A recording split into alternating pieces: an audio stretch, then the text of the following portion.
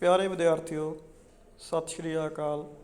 ਮੈਂ ਗੌਰਵ ਸ਼ਰਮਾ, ਪੰਜਾਬੀ ਵਿਭਾਗ, ਸਿਓਣ ਕਾਲਜ ਅਬੋਹਰ। ਅੱਜ ਅਸੀਂ ਜਿਸ ਕੇਂਦਰੀ ਨੁਕਤੇ 'ਤੇ ਵਿਚਾਰ ਚਰਚਾ ਕਰਾਂਗੇ ਉਹ ਹੈ ਰੂਪ ਪ੍ਰਬੰਧ। ਰੂਪ ਪ੍ਰਬੰਧ ਸਾਡੀ ਪੰਜਾਬੀ ਵਿਆਕਰਣ ਦਾ ਹੀ ਇੱਕ ਅੰਗ ਹੈ। ਰੂਪ ਪ੍ਰਬੰਧ ਨੂੰ ਅਸੀਂ ਸ਼ਬਦ ਪ੍ਰਬੰਧ ਵੀ ਕਹਿ ਦਿੰਦੇ ਹਾਂ। ਸ਼ਬਦ ਪ੍ਰਬੰਧ ਦਾ ਅਰਥ ਹੈ ਕਿ ਸ਼ਬਦ ਕਿਸ ਤਰ੍ਹਾਂ ਹੋਂਦ ਦੇ ਵਿੱਚ ਆਉਂਦੇ ਹਨ। ਜਿਵੇਂ ਕੋਈ ਸ਼ਬਦ ਰਾਮ ਹੈ ਤਾਂ ਜਦੋਂ ਰਾਮ ਸ਼ਬਦ ਦਾ ਅਸੀਂ ਵਿਗਿਆਨਕ ਅਧਿਐਨ ਕਰਾਂਗੇ ਕਿ ਰਾਮ ਸ਼ਬਦ ਕਿਸ ਪ੍ਰਕਾਰ ਬਣਿਆ, ਤਾਂ ਉਹ ਸਾਡੇ ਕੋਲ ਰੂਪ ਪ੍ਰਬੰਧ ਦੇ ਅੰਤਰਗਤ ਹੀ ਆਉਂਦਾ ਹੈ। ਭਾਸ਼ਾ ਦੀਆਂ ਲਘੁਤਮ ਵਿਆਕਰਨਕ ਇਕਾਈਆਂ ਅਤੇ ਇਹਨਾਂ ਦੇ ਸੁਮੇਲ ਤੋਂ ਬਣੇ ਸ਼ਬਦਾਂ ਦੇ ਅਧਿਐਨ ਰੂਪ ਪ੍ਰਬੰਧ ਦੇ ਅੰਤਰਗਤ ਆਉਂਦੇ ਹਨ।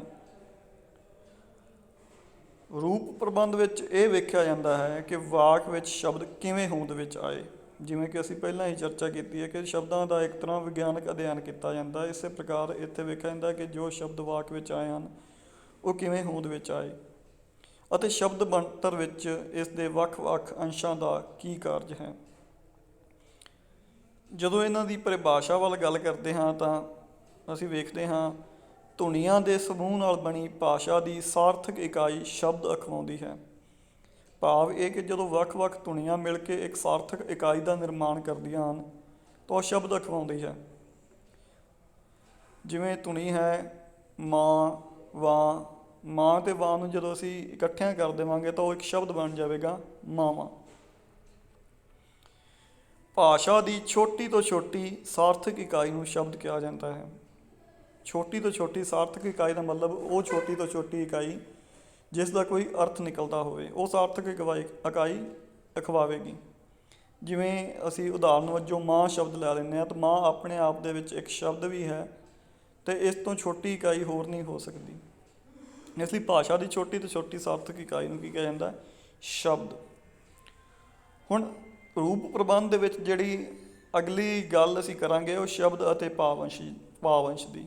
ਸ਼ਬਦ ਦਾ ਸਾਨੂੰ ਪਤਾ ਲੱਗ ਗਿਆ, ਹੁਣ ਭਾਵ ਅੰਸ਼ ਬਾਰੇ ਸਾਨੂੰ ਪਤਾ ਹੋਣਾ ਚਾਹੀਦਾ ਕਿ ਭਾਵ ਅੰਸ਼ ਕੀ ਹੁੰਦਾ ਹੈ।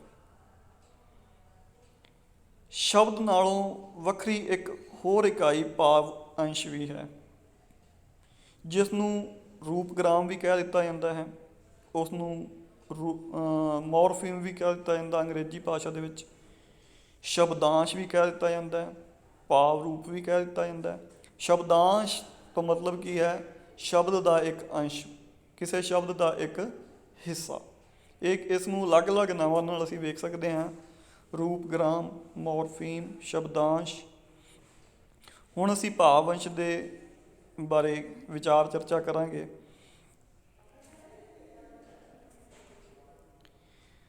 ਰੂਪ ਪ੍ਰਬੰਧ ਵਿੱਚ ਅਸੀਂ ਅਰਥਾਂ ਰਾਹੀਂ ਰੂਪੀਮਾਂ ਦੀ ਪਛਾਣ ਕਰਾਂਗੇ। ਰੂਪੀਮ ਕੀ ਹੈ? ਉਹੀ ਸ਼ਬਦਾਂਸ਼, ਰੂਪਗ੍ਰਾਮ, ਮੋਰਫੀਮ, ਉਸ ਨੂੰ ਰੂਪੀਮ ਵੀ ਕਹਿ ਦਿੱਤਾ ਜਾਂਦਾ ਹੈ। ਹੁਣ ਅਰਥਾਂ ਰਾਹੀਂ ਰੂਪੀਮਾਂ ਦੀ ਅਸੀਂ ਪਛਾਣ ਕਿਵੇਂ ਕਰਾਂਗੇ ਕਿ ਇਹ ਰੂਪੀਮ ਹਨ? ਰੂਪੀਮ ਭਾਵ ਅੰਸ਼ ਸਭ ਤੋਂ ਛੋਟੀ ਸਾਰਥਕ ਇਕਾਈ ਦਾ ਨਾਮ ਹੈ, ਜਿਵੇਂ ਅਸੀਂ ਪਹਿਲਾਂ ਗੱਲ ਕਰ ਚੁੱਕੇ ਹਾਂ। ਇਸ ਲਈ ਰੂਪੀਮ ਦੀ ਪਛਾਣ ਅਰਥਾਂ ਰਾਹੀਂ ਸੰਭਵ ਹੋ ਸਕਦੀ ਹੈ। ਭਾਸ਼ਾ ਵਿੱਚ ਪ੍ਰਚਲਿਤ ਸ਼ਬਦਾਂ ਨੂੰ ਛੋਟੀਆਂ-ਛੋਟੀਆਂ ਅਰਥਪਰਕ ਇਕਾਈਆਂ ਵਿੱਚ ਵੰਡਿਆ ਜਾਵੇ।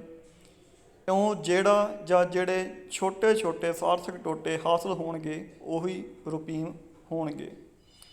ਪਰ ਧਿਆਨ ਰਹੇ, ਹਰੇਕ ਰੂਪੀਮ ਦਾ ਅਰਥ ਵਿਆਕਰਣ ਅਨੁਸਾਰ ਹੋਣਾ ਜ਼ਰੂਰੀ ਹੈ। ਮਿਸਾਲ ਵਜੋਂ ਸਾਡੇ ਕੋਲ ਇੱਕ ਸ਼ਬਦ ਹੈ ਮਰ ਜਾਣੀਆਂ ਕੁੜੀਆਂ। ਤਾਂ ਮਰ ਜਾਣੀਆਂ ਕੁੜੀਆਂ ਦੇ ਵਿੱਚ ਅਸੀਂ ਰੂਪੀਮ ਕਿਸ ਪ੍ਰਕਾਰ ਲੱਭਾਂਗੇ? ਜਿਵੇਂ ਇਸ ਵਿੱਚ ਤੁਸੀਂ ਵੇਖ ਰਹੇ ਹੋ, ਪਹਿਲਾਂ ਅਸੀਂ ਇਸ ਨੂੰ ਜਦੋਂ ਇਸ ਦੀ ਵਰਗ ਵੰਡ ਕੀਤੀ ਤਾਂ ਮੰਮੇ ਪਲੱਸ ਰਜਾਣੀਆਂ, ਜੋ ਕਿ ਗਲਤ ਹੈ। ਇਸ ਦੇ ਵਿੱਚ ਸਾਨੂੰ ਕੋਈ ਸਾਰਥਕ ਟੋਟਾ ਨਹੀਂ ਮਿਲ ਰਿਹਾ। ਅਗਲਾ ਹੈਗਾ ਜੀ ਮਰਜ ਪਲੱਸ ਆਣੀਆਂ। ਮਰਜ ਦਾ ਵੀ ਕੋਈ ਸਾਰਥਕ ਅਰਥ ਨਹੀਂ ਹੁੰਦਾ ਅਤੇ ਆਣੀਆਂ ਦਾ ਵੀ ਕੋਈ ਸਾਰਥਕ ਅਰਥ ਨਹੀਂ ਹੁੰਦਾ, ਇਸ ਲਈ ਇਹ ਦੋਵੇਂ ਹੀ ਗਲਤ ਹਨ। ਅੱਗੇ ਜਦੋਂ ਅਸੀਂ ਠੀਕ ਪ੍ਰਕਾਰ ਨਾਲ ਵਰਗ ਵੰਡ ਕਰਾਂਗੇ ਤਾਂ ਕੀ ਆਵੇਗਾ? ਮਰ ਪਲੱਸ ਜਾਣ ਪਲੱਸ ਈ ਪਲੱਸ ਆ। ਤਾਂ ਇਹਦੇ ਵਿੱਚ ਸਾਨੂੰ ਅਲੱਗ-ਅਲੱਗ ਰੂਪੀਮ ਮਿਲ ਰਹੇ ਹਨ। ਪਹਿਲਾਂ ਕੀ ਹੈ? ਮਰ, ਫਿਰ ਜਾਣ, ਫਿਰ ਈ, ਫਿਰ ਆ। ਮਰ ਦਾ ਮਤਲਬ ਕੀ ਹੁੰਦਾ? ਮਰ ਜਾਣਾ। ਜਾਣ ਕੀ ਹੈ, ਇੱਕ ਕਿਰਿਆ ਹੈ। ਈ ਕੀ ਹੈਗਾ, ਇਸਤਰੀ ਲਿੰਗ ਹੈ। ਅਤੇ ਆ ਕੀ ਇੱਕ ਬਹੁਵਚਨ ਹੈ। ਇਹ ਸੀ ਰੂਪੀਮਾਂ ਦੀ ਅਰਥਾਂ ਰਾਹੀਂ ਪਛਾਣ। ਅੱਗੇ ਰੂਪੀਮਾਂ ਦੀ ਅਸੀਂ ਅਗੇਤਰਾਂ ਅਤੇ ਪਿਛੇਤਰਾਂ ਰਾਹੀਂ ਪਛਾਣ ਕਿਸ ਪ੍ਰਕਾਰ ਕਰ ਸਕਦੇ ਹਾਂ। ਆਮ ਤੌਰ 'ਤੇ ਮੂਲ ਸ਼ਬਦ ਨਾਲ ਜੁੜੇ ਅਗੇਤਰ ਪਿਛੇਤਰ ਸਾਰਥਕ ਹੁੰਦੇ ਹਨ, ਇਸ ਲਈ ਇਹ ਰੂਪੀਮ ਹੀ ਹੁੰਦੇ ਹਨ। ਜਿਵੇਂ ਮਾਂ ਕੀ ਹੈ, ਇੱਕ ਰੂਪੀਮ ਹੈ। ਮਾਂ ਦੇ ਨਾਲ ਜਦੋਂ ਵਾਂ ਲਾਤਾ, ਦੋ ਰੂਪੀਮ ਮਿਲ ਜਾਣਗੇ ਸਾਨੂੰ, ਮਾਂ ਪਲੱਸ ਵਾਂ। ਵਾਂ ਕੀ ਸੀ, ਇਸ ਦੇ ਪਿੱਛੇ ਲੱਗਾ ਪਿਛੇਤਰ ਮਾਵਾਂ। ਹੁਣ ਕੀ ਹੈ, ਤਿੰਨ ਰੂਪੀਮ ਕਿਵੇਂ ਪ੍ਰਾਪਤ ਹੁੰਦੇ ਹਨ, ਜਾਂਦੀਆਂ। ਜਾਂ ਪਲੱਸ ਦੀ ਪਲੱਸ ਆ, ਇਹ ਸਾਡੇ ਕੋਲ ਕੀ ਹਨ, ਤਿੰਨ ਰੂਪੀਮ।